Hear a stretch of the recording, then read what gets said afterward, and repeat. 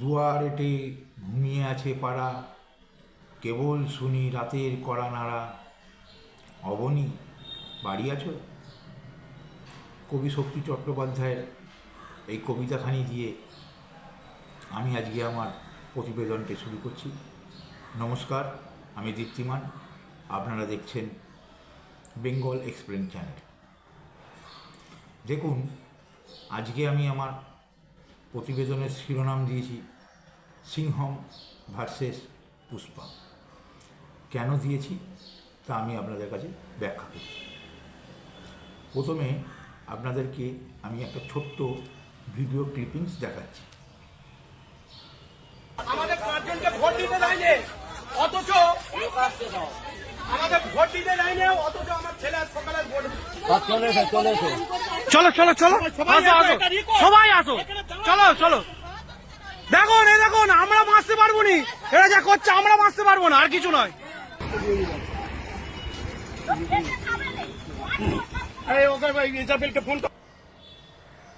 এই ভিডিওটাতে কি দেখলেন যে একটি গ্রামের বাসিন্দারা অভিযোগ করছেন যে তাদেরকে ভোট দিতে দেওয়া হয়নি। যতবার ভোট আসে ততবার কিন্তু তারা ভোট দিতে পারে না। এই গ্রামটা কোথায়? এই গ্রামটা হচ্ছে ফলতা বিধানসভা কেন্দ্রের অন্তর্গত। এই ফলতা বিধানসভা কেন্দ্রের অন্তর্গত এরকম বহু হিন্দু প্রধান গ্রাম আছে যেখানে তারা দিনের পর দিন যতবার ভোট আসে একবারও ভোট দিতে পারে না। তাই বাহিনীর কাছে, নির্বাচন কমিশনের কাছে তারা অভিযোগ জানাচ্ছে। এই ফলতা বিধানসভা কেন্দ্রে এবার এক বিশেষ কারণে শিরোনামে উঠে এসেছে। কী কারণ? না, দ্বিতীয় দফার নির্বাচনে যে বিশেষ 11 জন পুলিশ পর্যবেক্ষক নির্বাচন কমিশন নিয়োগ করেছে, তার মধ্যে অন্যতম হলেন অজয় পাল শর্মা নামে এক আইপিএস অফিসার, ইউপি ক্যাডারে। ইনি হচ্ছেন নাকি এনকাউন্টার স্পেশালিস্ট। গত 18 মাসে 75টি এনকাউন্টার করেছেন, 500 এনকাউন্টারের নেতৃত্ব দিয়েছেন। এ হেন ব্যক্তি এবারে ডায়মন্ড হাবড়ার লোকসভার অন্তর্গত যত বিধানসভা কেন্দ্র ছিল সেই বিধানসভা কেন্দ্রের তিনি ছিলেন বিশেষ পুলিশ পর্যবেক্ষক। তিনি কোনো জায়গা থেকে খবর পান যে ডায়মন্ড হাবড়ারের বিস্তীর্ণ অঞ্চলে বাসিন্দাদের ভোট দিতে দেওয়া হয় না, ভোট দিতে গেলে অত্যাচার করা হয়। তিনি অ্যাকশানে নামেন, খোঁজখবর নেন, জানতে পারেন যে জাহাঙ্গীর নামে কোনো এক ব্যক্তি মানুষকে ভয় দেখিয়ে, ভীতি প্রদর্শন করে ঘরবন্দি করে রাখে, তাদেরকে ভোট দিতে দেয় না। আপনারা ভিডিওটা দেখুন যে এই অজয় পাল শর্মা নামক যিনি আইপিএস, তিনি ভোটারদেরকে আশ্বস্ত করার জন্য কীভাবে ওই জাহাঙ্গীরের বাড়িতে গিয়ে বুঝিয়ে এসছেন চড়া সুরে। একবার আপনারা এই ভিডিওটা দেখুন। आसपास के जितने भी लोग हैं अच्छी तरह से समझ लें कि अगर किसी ने बदमाशी करी तो उनका कायदे से इलाज किया जाएगा। फिर अगर कहीं से खबर आ गई कि किसी ने कोई खुराफात करने की, किसी को परेशान करने की कोशिश की है, तो फिर उसकी खबर फिर अच्छे से लेंगे हम। ये जहांगीर के घर वाले भी खड़े हैं, उसको बता देना कायदे से। ये बार बार जो खबरें आ रही हैं कि उसके लोग धमका रहे हैं, तो फिर अच्छे से खबर लेंगे, फिर बाद में रोना पछताना मत। এই ভিডিওটা সংবাদ মাধ্যমে প্রচার হওয়ার সাথে সাথে যত রিপোর্টার ছিল, সাংবাদিক ছিল, তারা কিন্তু ওই ফলতা বিধানসভা কেন্দ্রে বর্তমানে তৃণমূলের যিনি প্রার্থী সেই জাহাঙ্গীরকে ফোনে ধরেন, তার বাইক নেন। তিনি বলেন যে এই অজয় পাল শর্মা মহাশয় যদি সিংহম হন তাহলে আমি পুষ্পা, ঝুঁকে গানি, সিনেমার ডায়লগ। সিংহমও কিন্তু এক সিনেমার পুলিশ অফিসারের চরিত্র। এখন ঘটনা হচ্ছে যে দুষ্টের দমন শিষ্টের পালন হচ্ছে এই সিংহম পুলিশ অফিসার, আর পুষ্পা হচ্ছে যে পুষ্পা সিনেমার নায়ক, তিনি ছিলেন মানে বহুমূল্য লাল চন্দনের চোরা কারবারি। আর এরা কারা? গরু চোর, কয়লা চোর, বালি চোর, পাথর চোর, মানুষ পাচারকারী, নারী পাচারকারী। কার সাথে কার তুলনা? এই সিংহম আর এই পুষ্পা এবারের নির্বাচনে কিন্তু ব্যাপক পরিমাণে সাড়া ফেলে দিয়েছে। এই চিত্রনাট্য কিন্তু সুপার ডুপার হিট। একজন এইরকম সিংহম আর পুষ্পা দ্বিতীয় দফার ইলেকশানে জায়গায় জায়গায় দেখা গেছে, যেখানে যত পুষ্পা সেখানে কিন্তু তত সিংহম, চুলবুল পান্ডে, রাউডি রাঠোরদের দেখা গেছে। তারা কিন্তু সব ওই ইউপি, বিহার বা অন্য দেশ রাজ্য থেকে আসা আইপিএস অফিসারও নয়, তারা আমাদের এই রাজ্যেরই পুলিশ অফিসার। পুলিশকে যদি ফ্রি হ্যান্ড দেওয়া হয় তাহলে পুলিশ যে ওই সিংহম, চুলবুল পান্ডে, রাউডি রাঠোর হতে পারে তার একটা নমুনা আপনি দেখুন। আপনি কোন হরিদাস পাল? কোন হরিদাস পাল আপনি? আপনি ভিভিপ্যাট এখানে কাগজ নিয়ে এখানে মানুষকে শো করছেন। এই তো আপনার গাড়িতে আমি সিজ করেছি। আপনি ডুপ্লিকেট ভিভিপ্যাট এবং ভোটিং মেশিন এখানে মানুষকে প্রভাব করছেন। 100 মিটার 200 মিটারে বা আপনি সাধারণ নির্বাচনে যদি বদলান করেন, আমি যে কোনো জায়গায় যে কোনো বিনা ওয়ারেন্টকে অ্যারেস্ট করার ক্ষমতা রাখি। আপনি কোন হরিদাস পাল? কোন হরিদাস পাল আপনি? কোন হরিদাস পাল? আমরা সাধারণ মানুষ, কোন হরিদাস পাল? আমরা সাধারণ জনগণ, আমরা সাধারণ জনগণ।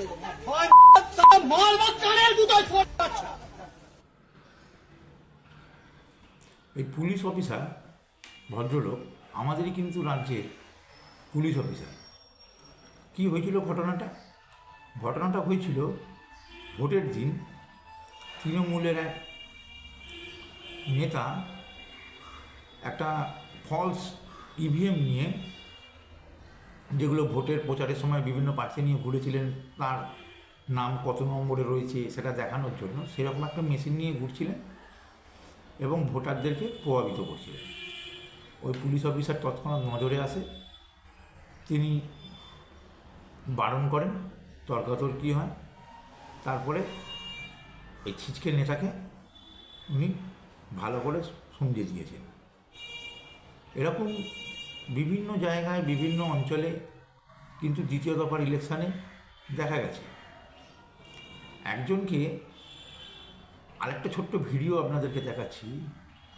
সেই ভিডিওতে দেখুন যে রাস্তার মাঝ রাস্তায় চেয়ার পেতে বসে আছে বর্ধমান পৌরসভার তৃণমূল কাউন্সিলর। এমন ভাবখানা বসে আছেন যেন নবাবপুত্র রাস্তার মাঝখানে বসে আছেন। দুপাশ দিয়ে গাড়ি ঘোড়া যাবে, ভোটার যাবে, কে যাচ্ছে আসছে উনি দেখবেন। পুলিশ এলো, ভালো করে জিজ্ঞাসা করলো, তারপরে দুটো ডান্ডা মারলো, চেয়ার টেবিল লাথি মেরে ফেলে দিল, পগার পার কাউন্সিলর। মানিজ্যত থাকলো, সম্মান থাকলো পাড়ায়, বহু বাচ্চা তো সব দেখল। মানিজ্যত এদের কাছে কিছু নেই, ঠিক আছে। এখন ঘটনা হচ্ছে যে এরকম জায়গায় জায়গায় যত পুষ্পা গজিয়েছিল, দাবাং পুলিশ অফিসারও কিন্তু সেদিন তৎপর ছিল। কারণ পুলিশ কিন্তু হাওয়া বেগতিক দেখে পুরোপুরি পাল্টে খেয়ে গেছে, নিউট্রাল হয়ে গেছে। আপনাদেরকে আরেকটা ছোট্ট ঘটনার কথা বলি। শুধু পুষ্পা আমাদের দ্বিতীয় দফার নির্বাচনে পশ্চিমবঙ্গেই নেই, পশ্চিমবঙ্গের বাইরেও কাজ করেছে। কোথায়? এই যে নির্বাচন শেষ হয়ে গেছে, এই নির্বাচন শেষ হয়ে যাওয়ার পর যে কাউন্টিং হবে, নির্বাচন কমিশন এবারে সিদ্ধান্ত নিয়েছে যে এই কাউন্টিং করবেন যে অফিসাররা, তারা হবেন সব কেন্দ্রীয় সরকারের কর্মচারী।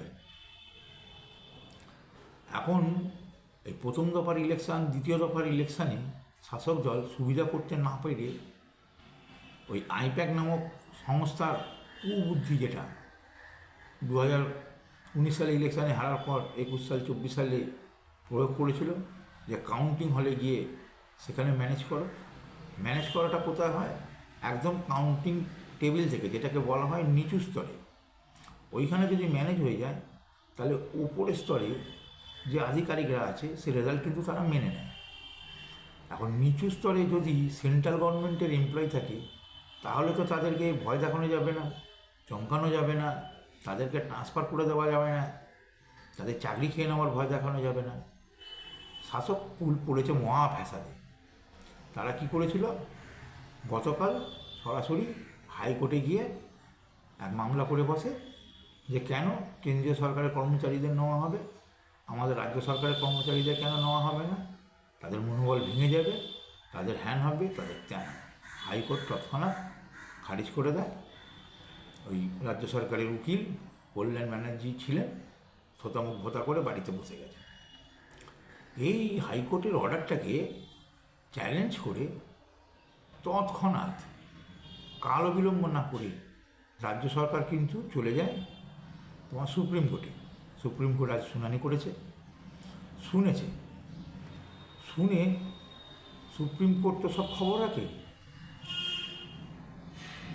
কমিশনের সিদ্ধান্ত সুষ্ঠু নির্বাচন করানোর জন্য কমিশন যা সিদ্ধান্ত নেবে বা নিয়েছে তার উপর কোনো রকম হস্তক্ষেপ করেনি।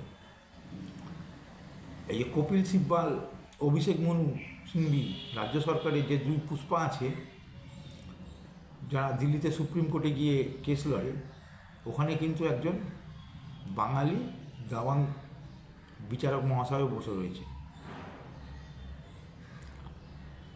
সম্ভবত বাগচি মহাশয়, নামটা ঠিক এই মুহূর্তে মনে পড়ছে না।